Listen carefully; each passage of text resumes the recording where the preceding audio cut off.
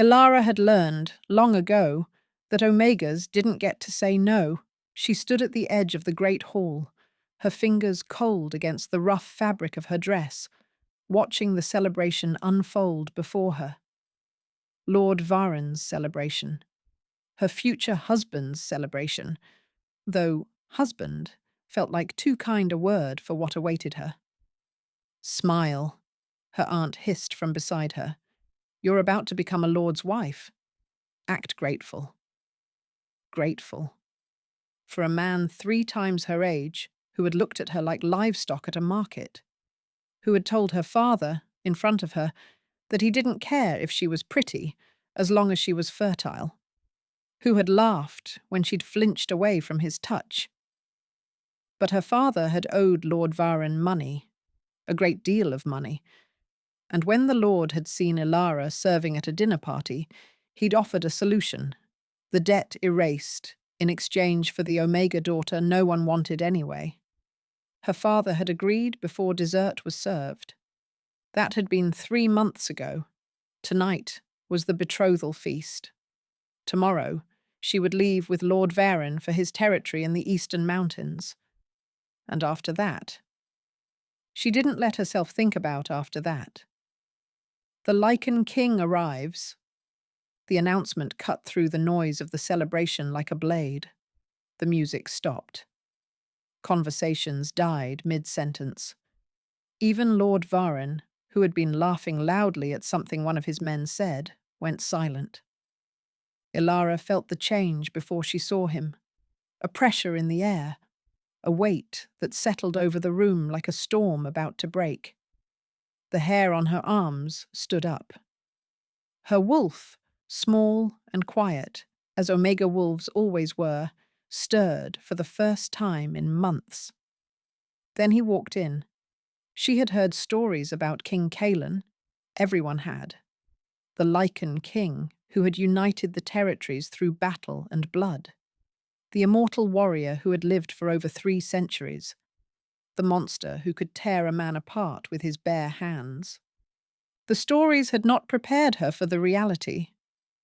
He was tall, impossibly tall, towering over even the largest alphas in the room. His dark hair was pulled back from a face that looked carved from stone, all sharp angles and shadows. But it was his eyes that made her breath catch. Golden, burning, ancient in a way that made her feel like a child standing before a god. Those eyes swept the room and stopped on her. Ilara's heart slammed against her ribs. She dropped her gaze immediately, staring at the floor, making herself as small as possible. Whatever had caught his attention, she didn't want it. Powerful men only noticed Omegas for one reason, and she'd had enough of being noticed. King Kalan? Lord Varen's voice was too loud, too eager. What an unexpected honor. We weren't told you'd be attending. I wasn't planning to. The king's voice was deep, resonant. It vibrated through Ilara's chest. But I received word of something that required my personal attention. Footsteps, coming closer. Ilara kept her eyes down. The floor was stone, grey stone with flecks of white. She counted the flecks. 1, 2, 3, 4. Boots appeared in her vision, black leather, immaculately polished. She could see her reflection in them. Look at me. The command was quiet, but it was a command. Her wolf responded before her mind could catch up, lifting her chin without permission. She looked into the face of the Lycan king. This close, she could see that his eyes weren't just golden. They had flecks of amber, of bronze, of something that looked almost like fire. His jaw was tight. A muscle twitched in his cheek. He was angry. Of course he was angry. She had probably done something wrong, breathed too loudly, existed too obviously. Omegas were always doing something wrong. What is your name? He asked. Ilara, she whispered. Ilara Thorne. Something flickered in those burning eyes. Something she couldn't read. Ilara, he repeated, and hearing her name in his voice felt like being touched. And you are the Omega promised to Lord Varen? She swallowed. Yes, Your Majesty. My king? Lord Varen had approached, though he stayed several feet back. Even he knew better than to crowd the Lycan king. Is there a problem? The girl is mine by legal contract. I can show you the documents. I don't care about your documents. The words were ice. Lord Varen's mouth snapped shut. King Kaelin was still looking at her. Only at her, as if no one else in the room existed. This Omega, he said slowly, is my mate. The silence that followed was absolute. Ilara couldn't breathe, couldn't think, couldn't do anything but stare at the king who had just said the most impossible thing she had ever heard. His mate. The Lycan king's mate. Her? That's... Lord Varen sputtered. That's not possible. She's an Omega, a nothing. Her own family didn't want her. Her own family, the king said, his voice dropping to something dangerous, are fools. He turned to face Lord Varen, and even Ilara could feel the threat radiating off him. Your contract is void. Your claim is void. Whatever promises were made regarding this woman are broken. You can't... I am the Lycan king. He said it simply, factually. I can do whatever I want. And what I want is to take what is mine and leave this place before I lose my patience entirely. Lord Varen's face had gone purple with rage. I paid for her. Her father owes me. Then take it up with her father. The Omega is no longer part of your arrangement.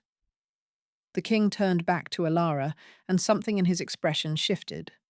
Softened, just slightly. Unless she chooses to stay.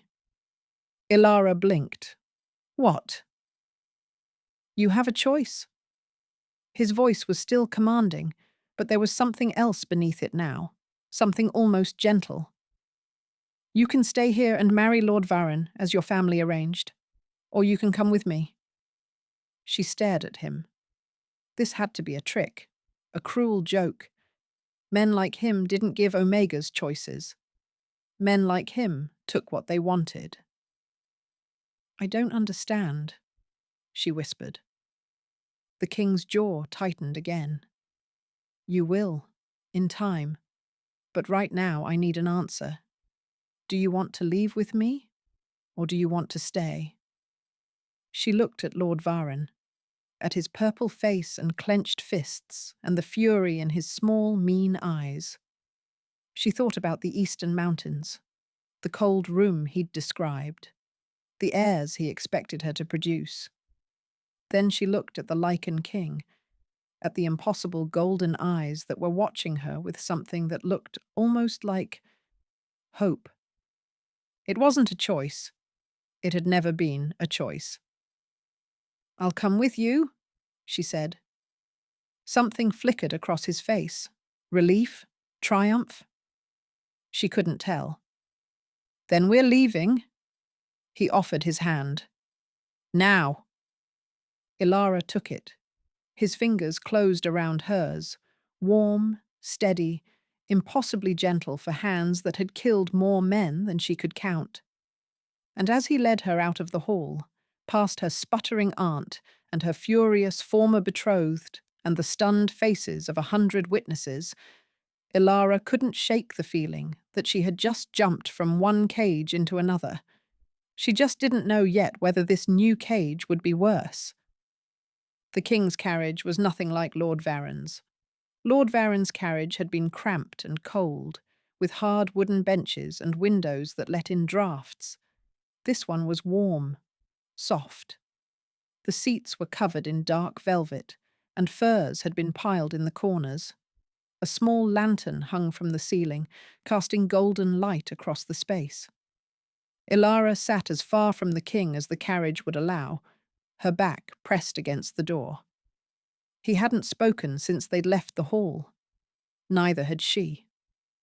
The silence stretched between them, heavy with everything unsaid. Finally, she couldn't bear it any more. Why? The word came out thin, fragile. The king turned his head. Those golden eyes found hers in the dim light. Why what? Why me? She hated how small her voice sounded. I'm nobody. I'm an Omega. My own father sold me to pay his debts. Why would you— She stopped, swallowed. Why would you want me as your mate? For a long moment, he didn't answer. He just watched her, his expression unreadable. Do you know what a true mate is? He asked. Everyone knows. It's a story, a fairy tale. She shook her head. Two souls meant for each other. Recognition at first sight. Unbreakable bonds. She had grown up on those stories, had dreamed of them as a child, before she'd learned that dreams were for people who mattered. But it's not real. Not for people like me. It's real. His voice was quiet, certain. I've lived for 342 years. I've conquered kingdoms, buried friends, watched empires rise and fall. And in all that time, I never found her. My mate, the one my wolf recognized. He leaned forward slightly, and the light caught the amber flecks in his eyes. Until tonight. Until you. Ilara's chest tightened. That's not possible. And yet, here we are. You're the Lycan king. You could have anyone. Princesses, noblewomen, anyone. Her voice cracked. Why would fate give you an Omega that nobody wanted? Something shifted in his expression, something that looked almost like pain. You keep saying that, he said slowly, that nobody wanted you, that you're worthless. He leaned back, but his gaze never left hers. Tell me, who taught you that? The question caught her off guard. No one had ever asked her that. No one had ever cared enough to wonder why she believed the things she believed. Everyone, she whispered. My father, my aunt, the pack. She looked down at her hands, twisted together in her lap. Omegas are the lowest rank. We're meant to serve, to obey, to be quiet and grateful for whatever scraps we're given. She had learned that lesson early, had the bruises to prove it once. I learned not to want things, not to hope. It was easier that way. The king was silent for a long moment. Look at me, Ilara. She raised her eyes. He was watching her with an intensity that made her want to look away again. She didn't. I am going to tell you something, he said, and I need you to hear it. Truly hear it. He waited until she nodded. You are not worthless. You have never been worthless. The people who told you that were wrong. They were cruel, and they were blind, and they were wrong. Her eyes burned. She blinked rapidly, refusing to cry. She had stopped crying years ago. You don't know me, she managed. Not yet. His voice softened. But I will, if you let me. The carriage hit a rut in the road, and Ilara grabbed the edge of her seat to steady herself. When she looked up again, the king had moved. He was holding out a fur-lined cloak. You're shivering, he said. She hadn't even noticed. She had grown so used to being cold that she'd stopped feeling it. I'm fine. You're not. He didn't move the cloak, just held it out, waiting. Patient. Take it, please. That word, please, undid something in her. Kings didn't say please, not to Omegas, not to anyone. She took the cloak. It was heavy and warm, and it smelled like pine and smoke and something else. Something that made her wolf stir again, pressing against her chest like it wanted to get closer to him. "Thank you," she said quietly. He nodded once. Then he settled back into his seat, giving her space again. "We'll reach the palace by morning," he said. "You'll have your own rooms, your own servants. Anything you need, you only have to ask." "And what do you expect in return?" The question came out sharper than she'd intended. She braced herself for anger, for the cold reminder that she belonged to him now, that she owed him everything. Instead, he smiled. Just slightly, just a curve at the corner of his mouth, but it transformed his face, made him look younger, almost human. "I expect nothing," he said. "Not tonight, not tomorrow, not until you're ready." He held her gaze. "I told you that you had a choice, Ilara. I meant it. You will always have a choice with me. And if I'm never ready, then I wait." She stared at him. "For how long?" "For as long as it takes." He said it simply, like it was obvious. Like waiting years for someone, decades, maybe, was nothing to a man who had lived for centuries. "You've spent your whole life being pushed and pulled and sold from one person to another.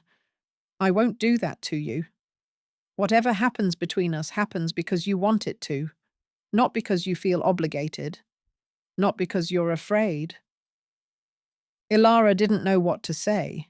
She had prepared herself for demands, for conditions, for the fine print that always came with men who offered kindness.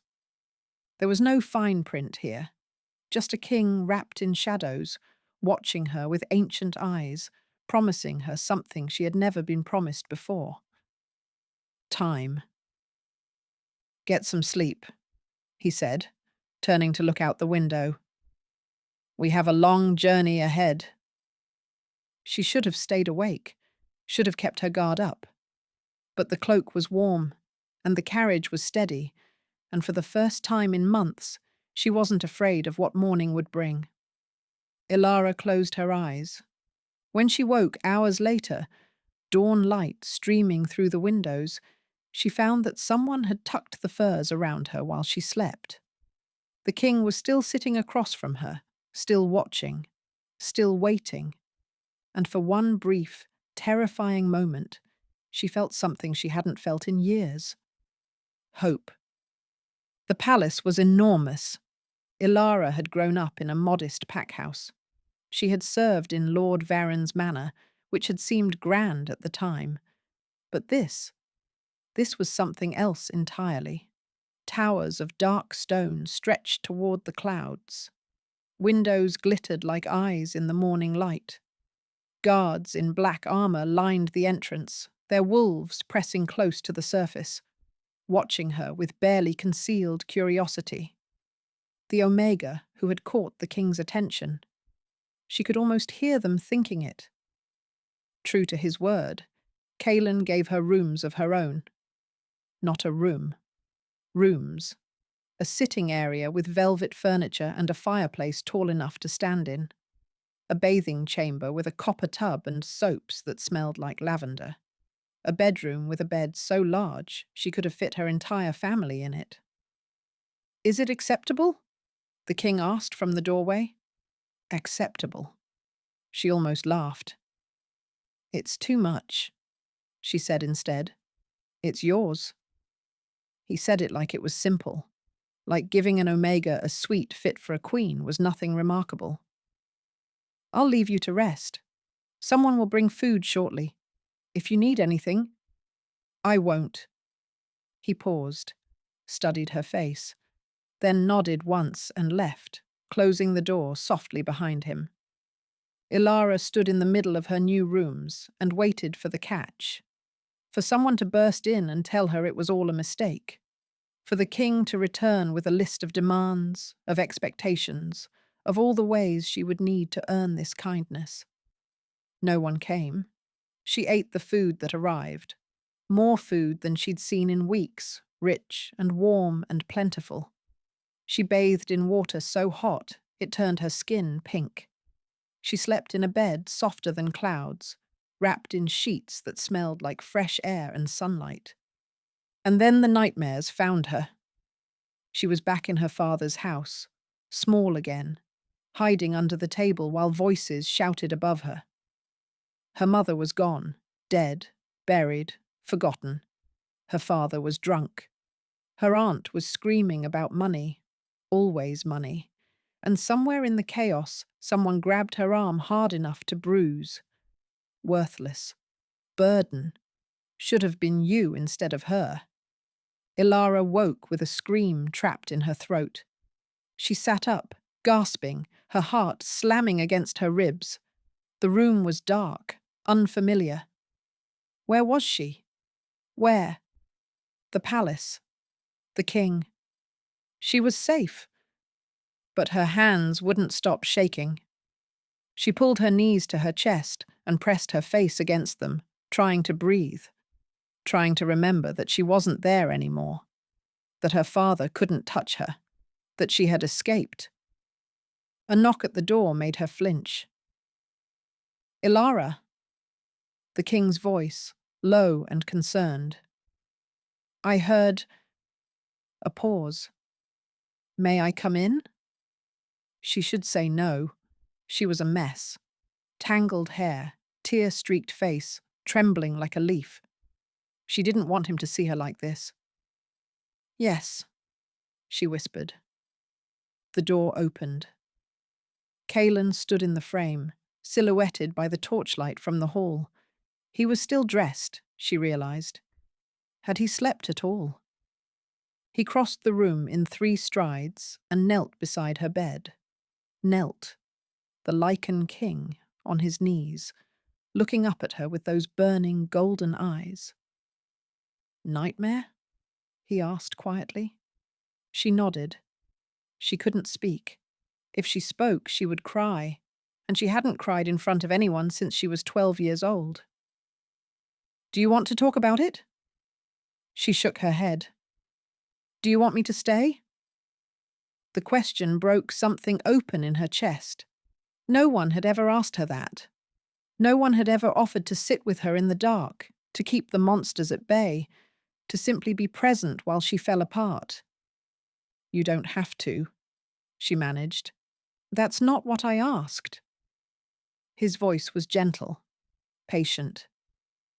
Do you want me to stay? The tears came then. She couldn't stop them.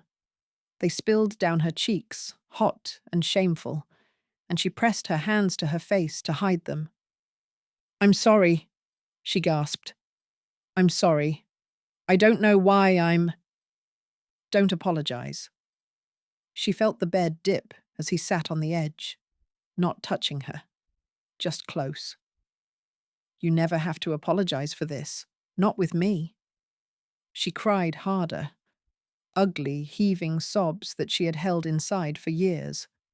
All the fear and the loneliness and the grief she had never been allowed to feel. It all came pouring out, and she couldn't stop it, couldn't control it, couldn't do anything but break. And the king stayed. He didn't try to fix it, didn't offer empty platitudes or tell her to calm down. He just sat with her, steady and solid and real, until the storm passed, and she was left hollow and exhausted.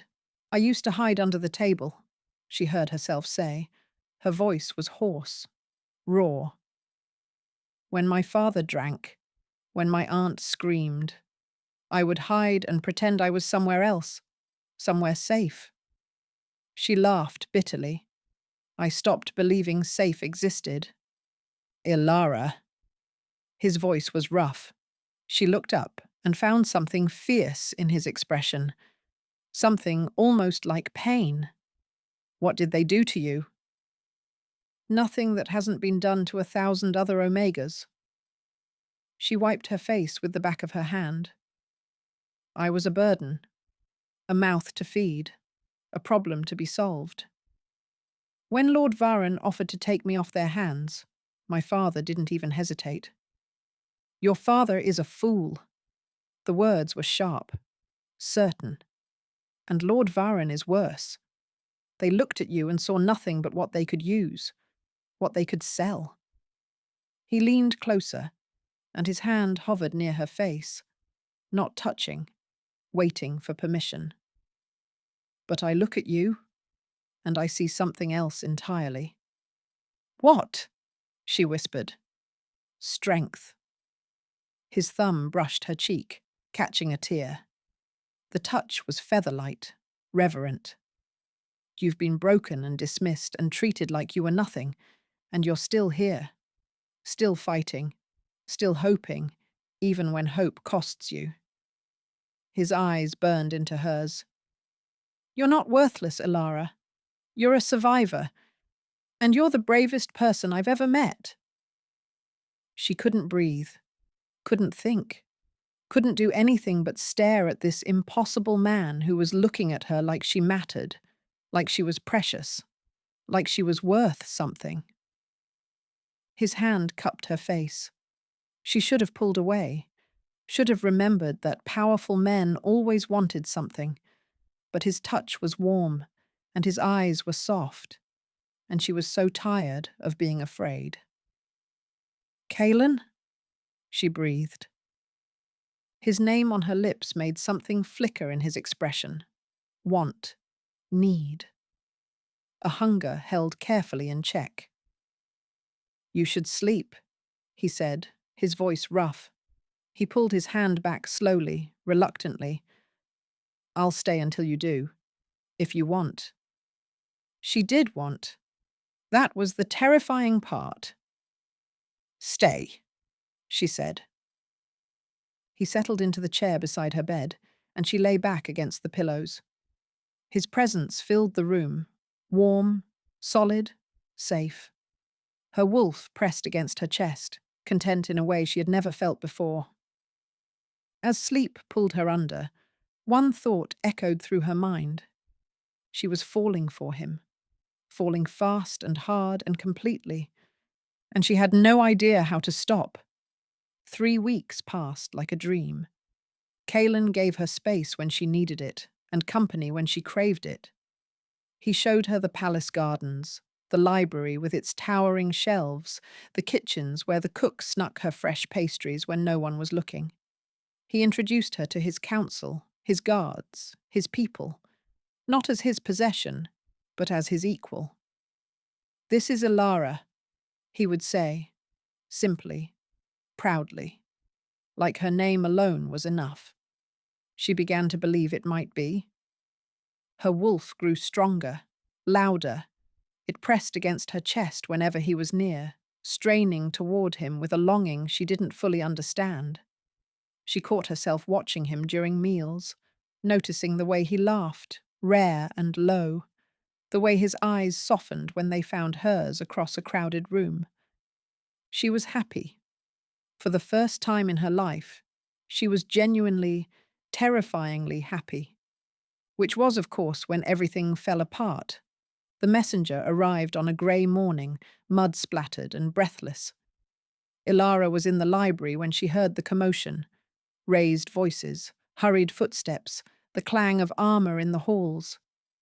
She found Kaelan in the throne room, his expression carved from stone. Lord Varan stood before him. Her blood turned to ice. Ah. Lord Varan's lips curled into a smile when he saw her.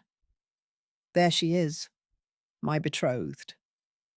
Former betrothed, Kaelan said. His voice was calm, too calm, the kind of calm that came before violence. You have no claim here, Varan. I suggest you leave before I forget my manners. No claim? Lord Varan laughed. It was an ugly sound. I have every claim. I have a signed contract. I have witnesses. And I have... He pulled a scroll from his coat with a flourish. A ruling from the Council of Alphas. They've reviewed the matter and determined that your so-called mate bond doesn't supersede a legal betrothal agreement. Ilara's stomach dropped. The council has no authority over mate bonds, Kaelan growled. The council has authority over contracts. Lord Varen's smile widened. And contracts must be honoured. The girl was promised to me. Her father accepted payment. Unless you're prepared to start a war over one worthless Omega. Choose your next words, very carefully. The temperature in the room dropped. Kaelan's eyes had shifted, gold bleeding into amber, his wolf pressing against the surface. The guards along the walls tensed. Even Lord Varen took a step back. But he didn't stop smiling. The council has given you a choice, Your Majesty. Return the girl, or face sanctions from every territory in the realm. He spread his hands. I'm sure she's a pleasant bedwarmer, but is she really worth your kingdom? Silence. Ilara couldn't breathe, couldn't think. This was it. This was the moment she had been waiting for. The moment when she would discover what she was truly worth. Kaelan turned to look at her. His expression was unreadable, his jaw tight, his hands clenched at his sides. She waited for him to calculate, to weigh her value against his power, to make the same choice every other man in her life had made. Ilara, he said quietly, come here. Her feet moved without permission. She crossed the throne room on trembling legs until she stood before him, before the Lycan king, before the man who had shown her kindness and patience and hope, before the man she loved. The realization hit her like a wave. She loved him. She loved him. And she was about to lose him, and it was going to destroy her. The council wants me to give you up, Kaelan said. His voice was low, meant only for her. They want me to honor a contract that sold you like property. They want me to hand you over to a man who sees you as nothing more than a debt repaid. I know. Her voice cracked. I understand. You have a kingdom to think about. You can't. I can. His hand caught her chin, tilting her face up. His eyes burned into hers. I can do whatever I want. I'm the Lycan king. Kaelan. But I won't. His thumb traced her jaw, gentle, reverent. I won't make this choice for you. Not this time. Not ever. He held her gaze. So I'm asking you, Ilara, what do you want? She stared at him. What? What do you want? He repeated. Not what you think you should want. Not what's safest or smartest or easiest. What do you actually want? No one had ever asked her that. Not once in her entire life. She had always been told what to do, where to go, who to belong to. Her wants had never mattered. Until now. She thought about Lord Varen, about the cold room in the eastern mountains, about a life of silent obedience and quiet desperation. Then she thought about Kaelan, about golden eyes and gentle hands and a voice that called her brave, about a man who had waited for her, who had given her space to heal, who had looked at her and seen something worth keeping. I want to stay, she whispered. Something fierce flared in his expression. Say it again. I want to stay. Stronger now. Clearer. I want you. I choose you. Kaelan's control shattered. He kissed her. It wasn't gentle. It wasn't patient. It was 3 weeks of restraint breaking loose, his mouth claiming hers with a hunger that stole her breath. His hands tangled in her hair, pulling her closer, and she grabbed his shirt and held on because her knees had forgotten how to work. When he finally pulled back, they were both breathing hard. Mine, he growled against her lips. You're mine, Ilara. Say it. Yours. The word came easily, naturally, like it had always been true. I'm yours. He turned to face Lord Varen, his arm wrapped around her waist, holding her against his side. possessive, protective, proud. You heard her, Kalen said. His voice rang through the throne room like a death knell. She's made her choice, and I'm making mine. Lord Varen's face had gone pale. The council can take their sanctions and choke on them. Kalen's smile was sharp, dangerous. You came here thinking you could take what's mine. You were wrong. He stepped forward, and Lord Varen stumbled back. Leave my palace. Leave my territory. And if you ever speak her name again, I will tear out your throat and feed it to my wolves. Lord Varen ran. The throne room doors slammed shut behind him, and Ilara let out a breath she hadn't known she was holding. You just threatened war, she said faintly. I did. For me. Kalen turned to face her, his expression softened, the violence fading into something warm, something tender. For you, he confirmed. For my mate. For my queen. He cupped her face in his hands. There is nothing in this world I wouldn't burn for you, Ilara. Nothing I wouldn't sacrifice. Nothing I wouldn't destroy. His forehead pressed against hers. You are worth more than every kingdom in existence, and anyone who says otherwise will answer to me. She kissed him again. This time it was gentle, a promise, a beginning. And when she pulled back, she was smiling, really smiling, for the first time in years. I love you, she said. The words felt right, true, like they had been waiting inside her all along. Kalen's breath caught. His eyes glistened, just for a moment, before he blinked it away. I love you too, he said roughly. I've loved you since the moment I saw you. I'll love you until the stars burn out. She believed him. The wedding was held on a moonlit night, 3 months after Lord Varen fled the palace. Ilara stood at the altar in a gown of silver and white, her hair woven with flowers from the palace gardens. The great hall was filled with witnesses, nobles, warriors, servants, all of them watching as their king took an Omega as his queen. She should have been terrified. A year ago, she would have been. But as Kalen took her hands in his golden eyes soft with love, she felt nothing but peace. I, Kalen, king of the Lycan territories, take you as my mate, he said, his voice carrying through the hall. My partner, my equal, my queen. His thumb traced circles on her palm. I vow to protect you, to cherish you, to stand beside you for as long as we both shall live.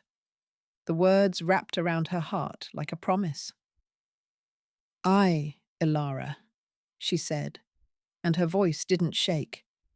Take you as my mate, my partner, my equal, my king. She smiled, and it felt like sunlight breaking through clouds. I vow to love you, to trust you, to choose you every day, for as long as we both shall live. Kalen kissed her, and the hall erupted in cheers. That night, in the king's chambers, their chambers now, he held her like she was something precious, something sacred. His hands were gentle as they traced her skin, and when he whispered her name against her throat, it sounded like a prayer. I've waited centuries for you, he murmured. I would have waited centuries more. She pulled him closer, losing herself in the warmth of him, the weight of him, the overwhelming rightness of being exactly where she belonged. For the first time in her life, she understood what it meant to be wanted. Truly, completely, unconditionally wanted. And it was more beautiful than she had ever imagined. She woke the next morning, tangled in silk sheets, Kalen's arm heavy across her waist.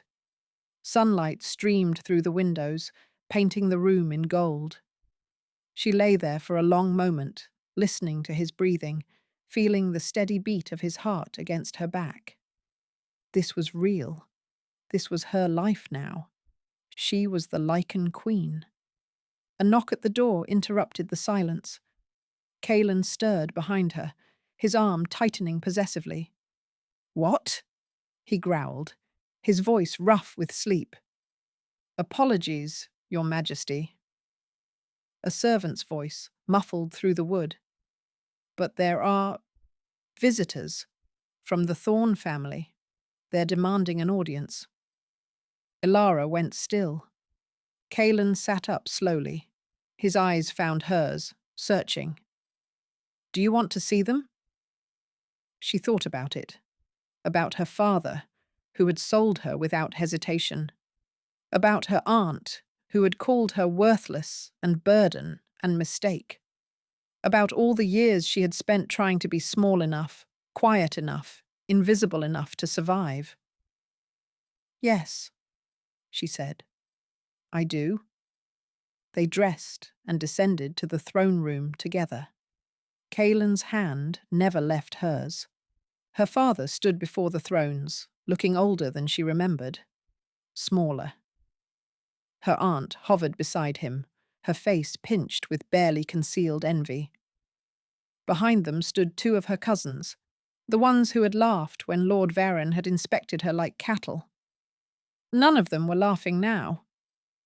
"Ilara," her father stepped forward, his smile too wide, too desperate. "My daughter, we heard the wonderful news. Queen of the Lycan territories. How proud we are." Proud. The word tasted bitter on her tongue. "You weren't proud when you sold me." His smile faltered. "That was a misunderstanding. We didn't know. You didn't care." She kept her voice calm, steady. She had spent weeks preparing for this moment, and she would not waste it on anger. "You looked at me and saw nothing worth keeping, nothing worth fighting for. You handed me to a man who would have broken me, and you didn't lose a single night's sleep over it." "Ilara, please." Her aunt's voice was shrill, desperate. "We're family. Surely you can forgive." "I can." Ilara stood, and the movement silenced the room. "I can forgive you. Not because you deserve it, but because holding on to that anger would only hurt me." She looked at her father, at her aunt, at the cousins who couldn't meet her eyes. "But forgiveness doesn't mean I'll forget, and it doesn't mean you're welcome here." Her father's face crumpled. "We have nothing. The debts Lord Varon came to collect, and we couldn't pay. We've lost everything. We thought, perhaps, you might help." "You thought you could sell me, and then profit from the sale a second time." Kalen's voice cut through the air like a blade. He hadn't moved from his throne, but his presence filled the room. "Your daughter is not a resource to be exploited. She is my queen, my mate, and she owes you nothing." Silence. Ilara looked at her father, at the man who had made her childhood a nightmare, at the man who had taught her she was worthless before she was old enough to know any different. "Leave," she said quietly. "Go back to whatever life you've made for yourselves. Don't come here again." They left, broken, defeated, clutching at nothing. As the doors closed behind them, Ilara let out a breath she hadn't known she was holding. Kalen's hand found hers immediately, warm and steady. "Are you all right?" he asked. She thought about it, really thought about it. "Yes," she said, and she meant it. "I am." 2 years later, Ilara stood on the balcony of the palace, watching the sun set over the mountains. The kingdom was at peace. Lord Varon had been stripped of his lands by a council that had quickly reconsidered its stance on mate bonds. Her father and aunt had disappeared into obscurity, never to be heard from again, And she was happy, deliriously, impossibly, completely happy. Arms wrapped around her from behind. Kaelan pressed a kiss to her hair, pulling her back against his chest. "What are you thinking about?" he murmured. "How different my life could have been?" She turned in his arms, looping her hands behind his neck. "If you hadn't come to that feast, if I had said no when you asked me to choose, you would never have said no."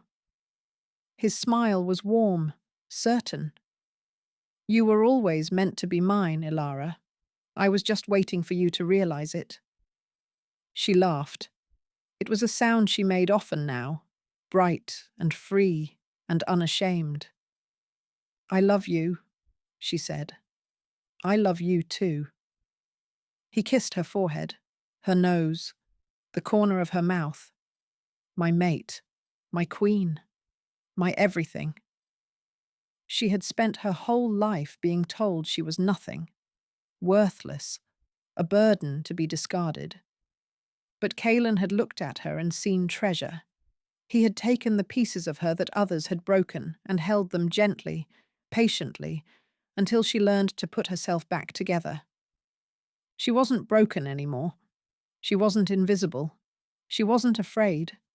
She was Ilara, queen of the Lycan territories, mate of the king, loved, cherished, whole.